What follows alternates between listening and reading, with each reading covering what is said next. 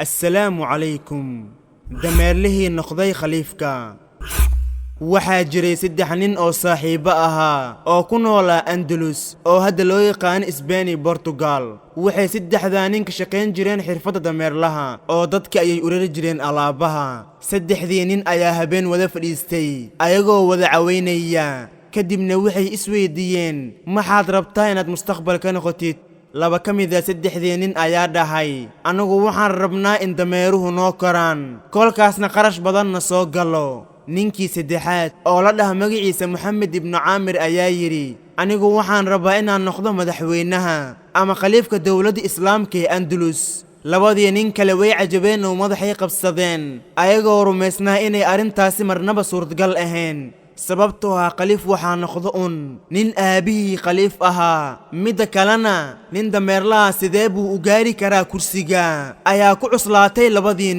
ninkii wuxuu yiri isagoo la hadlaya labadii nin haddaan khaliif noqdo maxaan idin siiyaa mid baa dhahay aniga qasri weyn iyo 4 haween ii guuri kii kale oo beerka dhulka ku haya oo qaslaya ayaa dhahay aniga haddaad madax noqotid waxaad madoobaysaa wejigayga kadibna lugahayga waxaad ku xirtaa faras ama dameer oo suuqa iigu soo wareeji adigoo leh kani waa beenaale ninkii dameerlaha ahaa wuxuu bilaabay maalintii dambe inuu iibiyo dameerkiisa dadkii waxay leeyihiin maxaad u iibinaysaa dameerkaaga oo maxay reerku quudanayaan ninkii uusan joojin waxay dadka dhahayeen ee wuxuu iibiyay dameerkii kadibna wuxuu soo gatay dharkii askarta iyo hubkii askarta isagoo si toos ahna u tagay saldhigga ciidanka ninkii markuu dameerkiisa iibiyay wuxuu noqday qof aan wax haysan mushaarna lama siin maadaama uusan lahayn wax khibrad ah hase ahaatee ninkii wuu dulqaatay ilaa ay soo baxday lana ogaaday daacadnimadiisa muddo markuu shaqeeyay ayaa la dalaacsiiyay wuxuuna noqday xidigle haddana wuu dadaalay ilaa uu ka noqday hogaamiyaha ciidanka dawladda oo dhan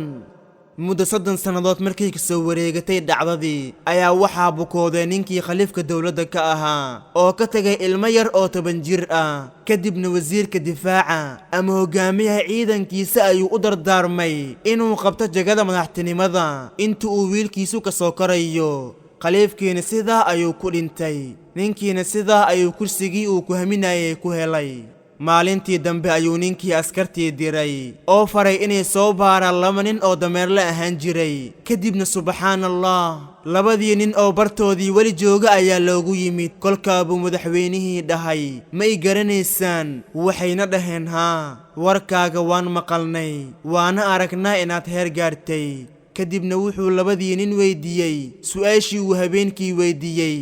ninkii hore ayaa dhahay boqorow aniga waxaan ku weydiistay qasri weyn iyo inaad ii guuriso haween badan markaasuu khaliifkii askartiisa faray in la siiyo wuxuu doonayo kii kale ayuu boqorkii la hadlay oo wuxuu dhahay adiguna muxuu ahaa codsigaaga wuxuuna yiri boqorow isaamax markaa ayuu yiri madaxweynihii kuma cafinayo eeshak wixii aad dalbatay markaasuu ku dhawaaqay codsigii 30 sano ka hor oo ah in la madoobeeyo wejigiisa kadibna lugta lagaga xiro faras laguna soo wareejiyo magaalada oo dhan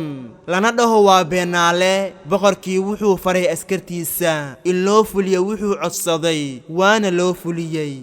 sheekadaasi waxayna tusaysaa in qofka hamihii higsi leh uu hadafkiisa ka dhabeyn karo dhib kasta ha kala kulmee bal qiyaas yaa filayay in nin dameerla ahaa uu noqdo khaliif runtii waa arrin cajiiba waana tusaale fiican oo lagu dayan karo ee hadafkaaga ogow kadibna qorshe u sameey waad gaaraysaa ujeeddadaada inshaa allah sidoo kale waxay 3 nin inoo cadaynayaan in 2 nin aysan wax ujeeddo haysan dhibkana ay aqbalaan aysan diyaar u ahayn halka midka kale uu aqbalay dhibkii guushan uu isku diyaariyay qof kasta oo dhibka aqbalana sidaa buu u guuleysanayaa